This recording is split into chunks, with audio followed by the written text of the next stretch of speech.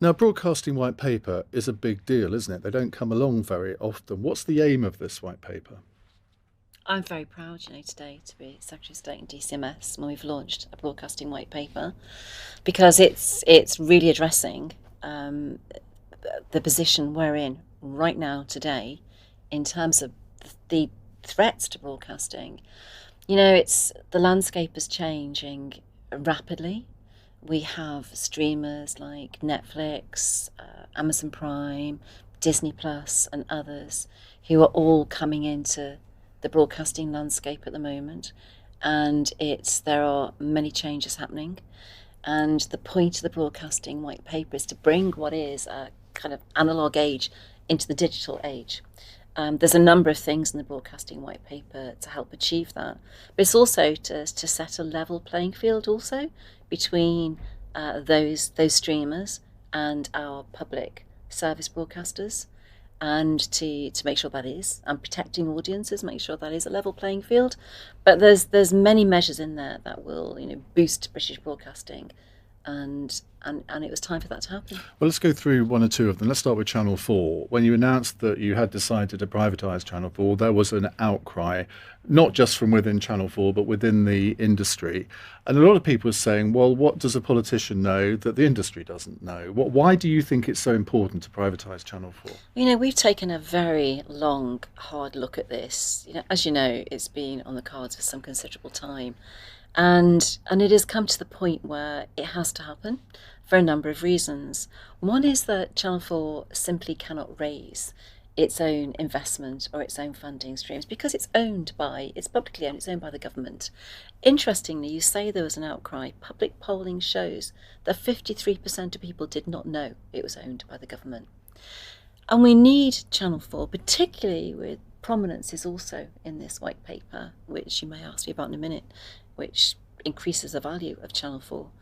But we need Channel 4 to be able to raise its own funding and its own investment. Why do we need to do that? Because its only revenue comes from advertising. And as we know, the advertising revenue is decreasing. And it's so interesting because this paper's come out today in the same week that Netflix have said they're going to start looking at introducing advertising onto their platforms. That means the advertising budget is going to be spent even thinner. There's going to be even less for Channel 4. So we need to enable Channel 4 to innovate, But why to don't they grow. recognise that?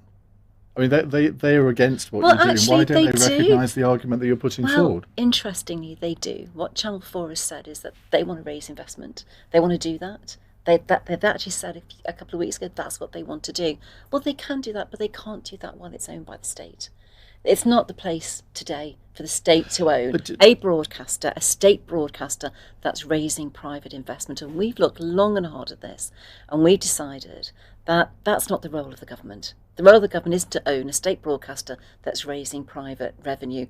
We will set Channel 4 free so that it can do that, so that it can raise that it's sink or investment. swim then, isn't it? But there's another side to this, and that is that if Channel 4 came to a position where it was in difficulty, and given that its advertising revenue, which is the only revenue it has to fund itself and to exist on, is decreasing, given that's the only revenue it has at the moment, looking into the future, there is going to be a point at which Channel 4 will come knocking on the government's door because when it does get into trouble, if it ever got into trouble, the only place Channel 4 under its existing licence can borrow money from is the government.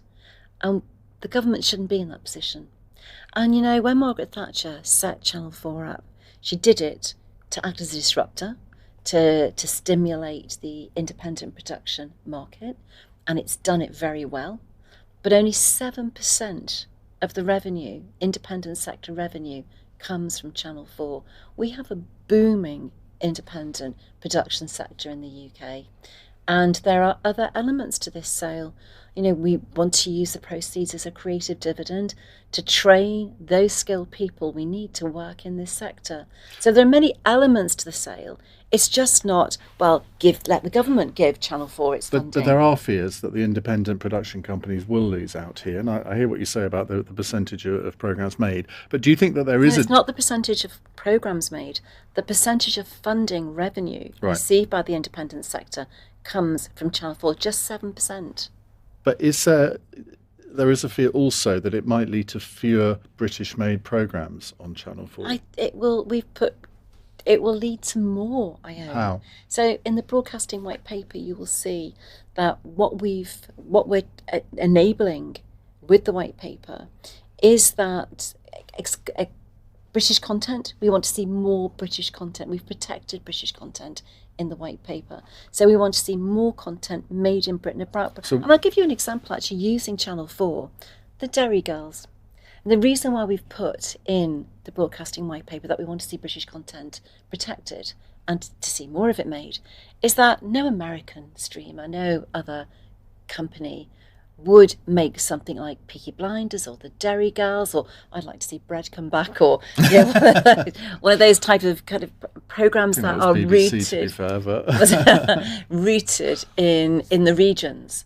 And so in the broadcasting white paper, we've also said that those public sector broadcasters, of which Channel 4 is one, have to spend a proportion of their revenue out in the regions producing regional content. Because who's done that really well since they were privatised and a small number of years ago, I think it was 3 years ago, 5 years ago maybe, is Channel 5. If you look at the amount of investment Channel 5 puts into the regions and how well Channel 5 has done since it's been privatised, I think that's a model. I call Channel 5 the levelling up broadcaster. That is a model for how broadcasting can work. But just to be clear, you will put clauses in the privatisation bill that guarantee a certain level of British-made programmes and work for independent production companies. And also, on top of that, money that's a requirement that funding is spent out in the regions, not just in London. Okay. But the BBC, you've been very critical of aspects of the BBC since you've been in the job, or even before you got the job. Hang a second, Iain. To be of course I have, but I think you should caveat that with something I've said to you before, actually, is that I love the BBC. It is a fantastic British brand. The British Broadcasting Corporation is a global beacon for broadcasting across the world. It is a unique British product, and I love the brand. And what I don't like in the association that I'm critical about the BBC is that what what it's like. So these commentators say, "Oh, you're trying to trash the BBC." I'm not. Again, we're trying to protect the BBC. But you are making clear that their funding model has got to change, that the licence fee is going to go by 2027. I haven't seen the whole white paper, but do you put alternatives in the white paper, or is it just a sort of consultation that you're going to be launching? So the Charter renewal is due in 2027. The process that's taking place is the midterm review is due now. And that's going to be about governance, about how the BBC is held to account. It's just utterly, unbelievably wrong. I find it so difficult to understand that Ofcom has not upheld a single complaint against the BBC. So the midterm review is going to be about governance and how the BBC is held to account. Well, that's an Ofcom problem, isn't it, rather than BBC? Well, it's about how we set the rules for governance, which Ofcom apply to the BBC.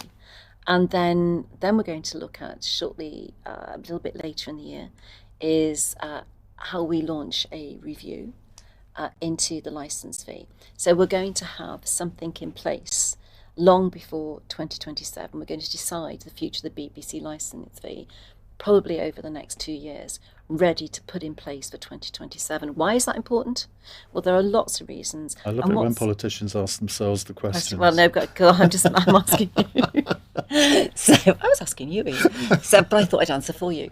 So we want that in place before for a number of reasons, and one is, which is very close to my heart, is that 74% of all convictions for non-payment of the licence fee are women. They are women convicted for Why? charged Why for is non. Because women assume responsibility for so many things in life, and many assume responsibility for household bills. It's their name on the licence fee, it's their name on the rent books, it's their name on the mortgage. But 74% are women. And so what I'm going to be looking at in the review is fairness, a fair model for funding the BBC. But in terms of that, you must have a preference for what you would like the conclusion of this review to be. I absolutely do not. What I want to see is the BBC funded. I like to see the BBC be slightly more innovative, and also in how it raises its funding. But and that's going to be part of the question, I think. But there are many models, I think it's in Germany, they have a kind of council tax model.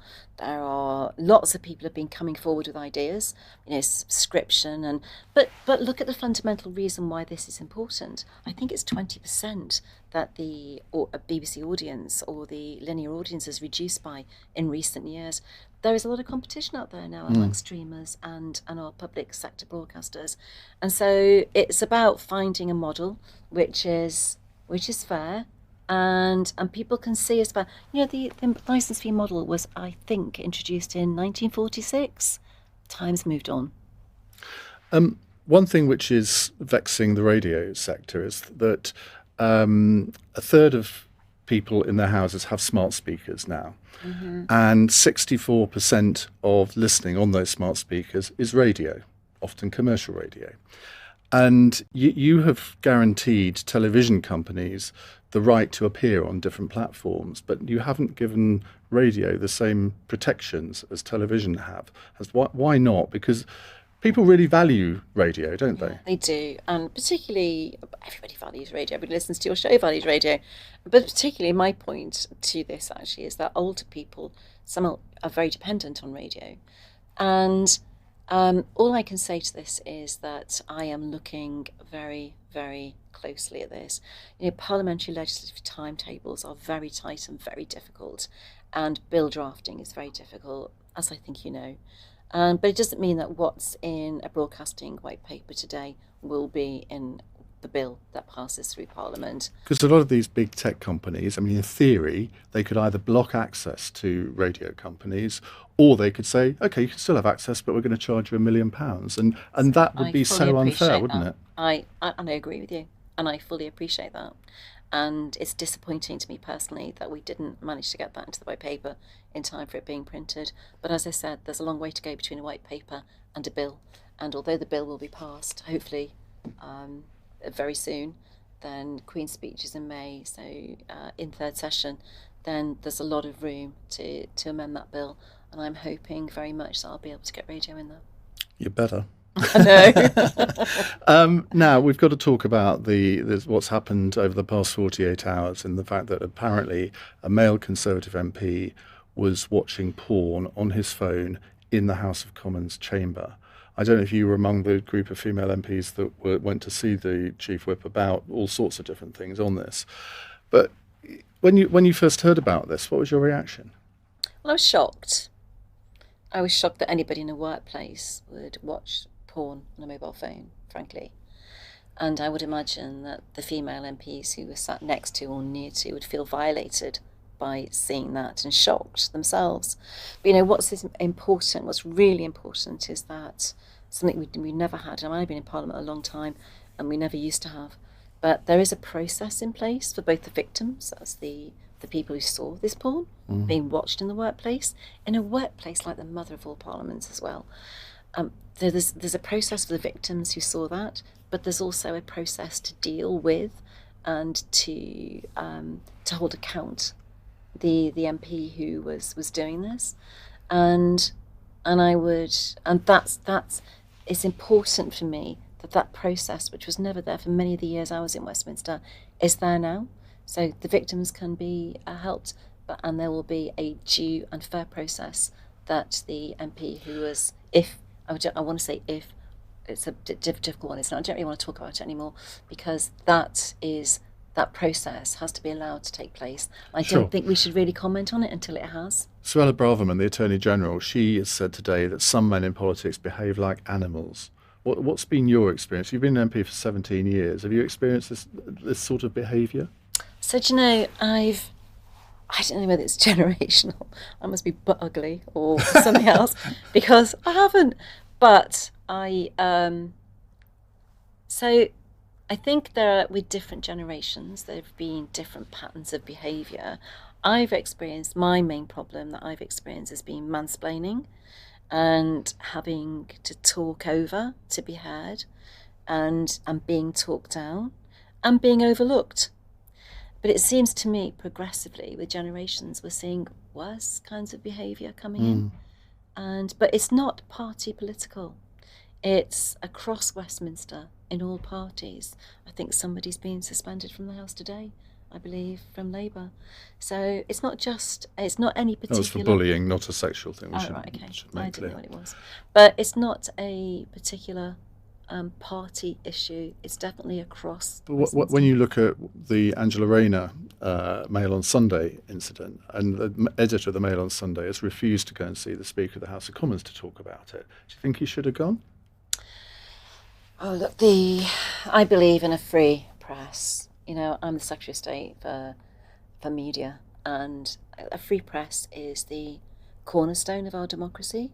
The relationship between the Speaker and the Mail on Sunday is for something for the Speaker and the Mail on Sunday to deal with.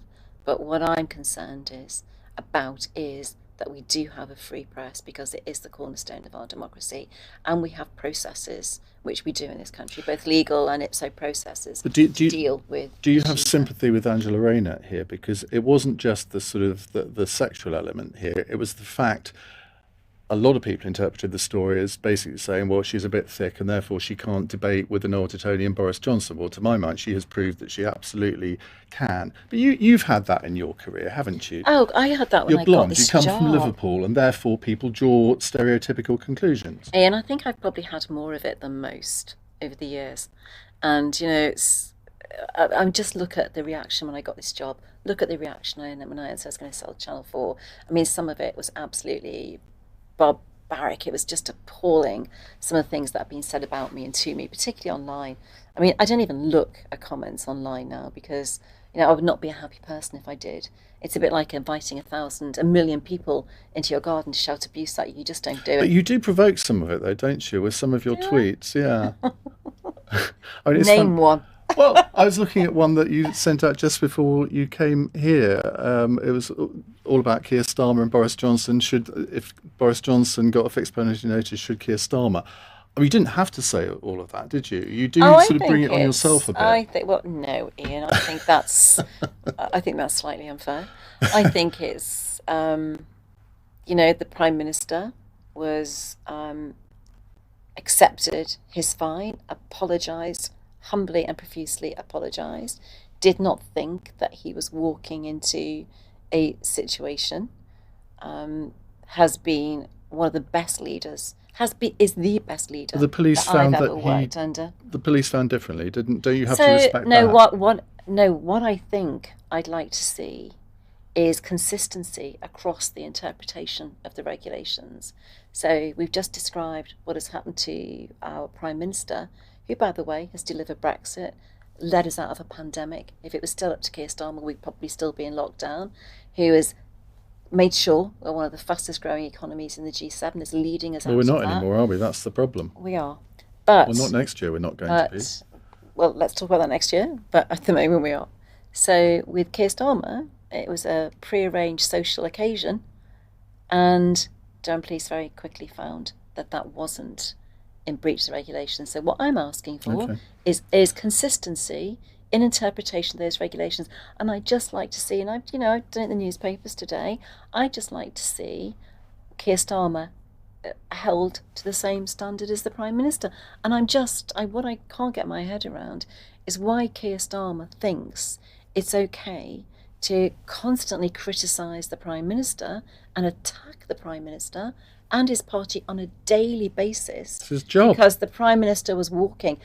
Well, if you just let me finish. To do that whilst not holding himself to the same standards, whilst thinking it's okay for him to go to a pre-arranged social occasion with food and alcohol, and that doesn't count. It's the same regulations. The dreaded final question. You've been an MP for 17 years. What do you know now that you wish you'd known back in 2005 when you were first elected? Oh God, I think I did my first interview with you. You know, You did, I yeah. did, yeah. Oh, I still have gosh, it I somewhere. know. Blimey. Because there are a lot of people who come into politics and stay for quite a long time and in the end rather regret doing it. Mm. And because they have a vision of what it would be like. Has it been anything like you So, thought it would so be? you know, Ian, that I arrived in Westminster kind of after I'd had my career. So I think I was 49 when I arrived, and I'm 65 now. Is that right? Maybe I was younger. But I'd kind of, I'd been a nurse, worked in the NHS, started my business, sold my business. My children were growing up. I'd kind of done what I'd set out to achieve in my life. Politics was like the icing on the cake for me. And it's always been that way. It's always been a privilege and the icing on my life's career. So I didn't have, I did not come to, well, we discussed this years ago, 15, 20 years ago. I did not come to Westminster wanting to be a minister or wanting to be a Secretary of State. I was slightly perplexed by all my colleagues who were there absolutely to get to that place. It was kind of an anathema to me. It was not something I came for my constituency. I came because it was time for me to put something back after having had two successful careers. And so it's not. It's just. I think I'm just like a bit of an oddball, really. I never came into politics with the burning ambition that most MPs do come into. And is that a strength for you now, where you have no ambition to be Prime Minister, and No. that frees you up quite a lot, being a Secretary of State, because you're not elbowing all the others out the way? And it also frees me up to deliver, and I'm not risk averse. I'm very happy and very willing to take on some very difficult decisions and policies, such as the online safety bill, which we've already done. Tick. That has been kicking around my department for 6 years. Reform of the licence fee. Tick. No one's really wanted to deal with. You haven't quite done that yet. But. Well, no, but Iain, give me a chance. I can't do it overnight, but I've Well, the certainly... fan-led review, I've which I gone think a from a lot footballing point further. of view is Yeah. a massive thing. Fan-led review, tick, that was last week. A broadcasting white paper, sale of Channel 4. So I am aware that because some people say I'm at the end of my career, being the age that I am, it's a very different approach to the job. It's, I'm there to deliver for the Prime Minister. I'm there to get things done. I don't care if people don't like me. I don't worry if that means I may not get another Secretary of State job because I've had to take some of the difficult decisions. I'm just here to do the job. And you are about to turn 65. I'm about to turn 60. For me, that's quite a moment. Is that a moment for you? Was 60 a moment for me? Well, no, was 65 going to be a moment for you? I think it will be, I think it will be. I don't think 60 was, because I still felt young. But I think, I'm actually beginning to feel like I'm slowing down now. I do. So, I remember like my mother-in-law in the mornings. Hopefully physically rather than mentally. Well, yeah, I remember my mother-in-law in the morning said, I can't get going in the morning without 2 cups of tea. I'm there. I'm like, give me my second cup of tea before I start. So I'm there. Nadine, thank you very much. You're welcome.